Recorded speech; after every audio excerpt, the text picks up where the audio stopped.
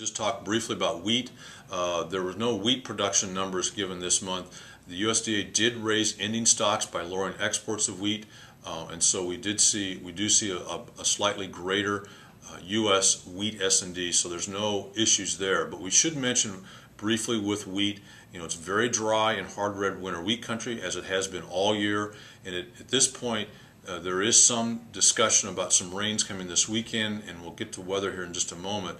But it does look like it could be delaying hard red winter wheat plantings in the parts of Oklahoma, Texas.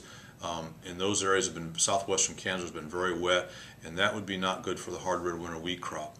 We should also mention here this morning that there is forecast this morning came out for hard freezes to reach in as far south as northern Iowa, Illinois, Indiana, and Ohio later this week.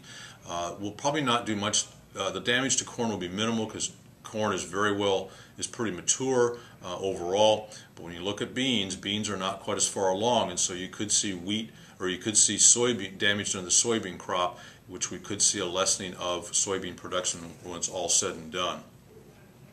Generally, the reports were generally bullish for corn, bearish for wheat and soybeans. The reports, and the market's open obviously at this point, at this taping, and we do see corn down, which is a bit of a surprise. The bears are winning that battle right now.